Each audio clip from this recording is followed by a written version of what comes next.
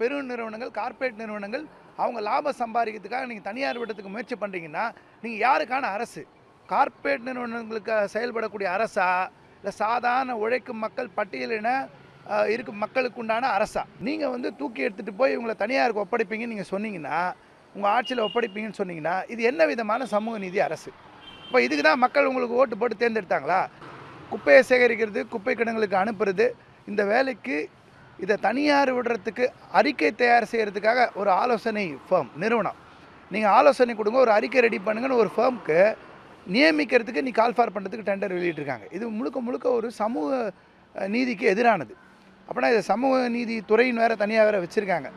என்ன பிரச்சனைனா, நீங்கள் வந்து உங்களுடைய தேர்தல் வாக்குறுதி H3யில் என்ன சொல்லியிருக்கீங்கன்னா, 5 ஆண்டுகள் அரசு துறையில் ஒப்பந்த முறையில் பணி செஞ்சால் அவங்க எல்லாம் பணியேந்திரம் சொல்லியிருக்கீங்க.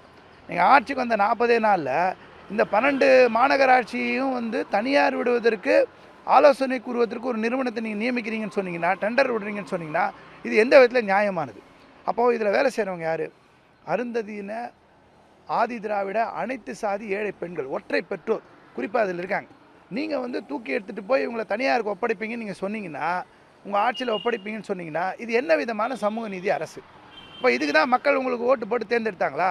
நீங்கள் வந்தால் ஊழல்லாம் ஒழிக்கப்படும் சொன்னாங்க. எதுக்கு முதல்ல கான்ட்ராக்ட் நடுவில் அரசோட வரிப்பணம், இந்த வரிப்பணத்தில் எடுத்து ஸ்ட்ரைட்டாக நீங்கள் அந்த தொழிலாளி கொடுத்துட்டு போயிடலாம். அவங்க வாழ்க்கையை வந்து வளத்தை ஏற்படுத்தலாம். அவங்களுக்கு வந்து சமூக நீதியை கொடுத்து அருந்ததியர், ஆதி திராவிட, எம்பிசி, பிசி இருக்கிற அனைத்து சாதி ஏழைகள், குப்பை அள்ளுறவங்க, கையில் தினைக்கும் குப்பை அள்ளுறவங்க இந்த மோசமான தொழிலில் ஈடுபடுத்திருக்காங்க.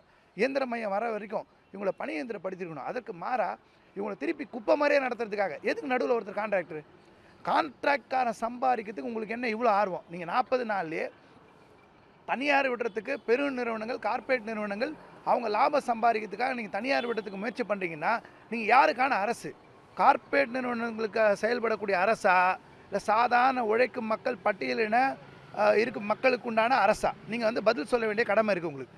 நீங்கள் இந்த 12 மாநகராட்சி நீங்கள் தனியார் விடுவதன் மூலமாக பெருநிறுவனங்கள் லாபம் சம்பாதிக்கும். ஏற்கனவே இந்த மாநகராட்சியில் இஎஸ்ஐ, பிஎஃப்லாம் ஒழுங்காக கட்டுறது இல்லை. குறைந்தபட்ச சம்பள சட்டப்படி சம்பளம் வழங்குறது இல்லை.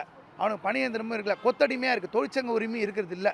இப்போ இது போன்ற சூழலில் இப்போ நீங்கள் வந்த ஆட்சிக்கு வந்தால் உடனே அவசரமாக டெண்டர் கால்ஃபார் பண்ண யாருடைய லாபத்துக்காக?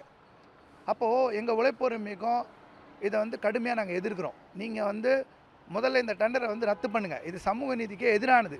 நீங்கள் சாதாரண மக்களை, குப்பை அள்ளுற மக்களை குப்பை போல் வீசுறதுக்குரிய செயல்பாடு இது. இன்றைக்கி நாங்கள் பேரணி வச்சுருக்கோம். நாங்கள் வந்து இதை தொடர்ந்து அனுமதிக்க மாட்டோம். நீங்கள் அரசு நீங்கள் என்ன முயற்சி எடுத்தாலும் நாங்கள் இந்த 12 மாநகராட்சி உட்பட சென்னை மாநகராட்சியினுடைய தூய்மை பணியாளர்கள் இதுக்கு எதிராக போராடுவார்கள். இவங்களெல்லாம் தூக்கி நீங்கள் தனியார் மயப்படுத்தினீங்கன்னா எங்களுடைய எதிர்காலமே சூன்யமாகவும் பாதிக்கப்படும்.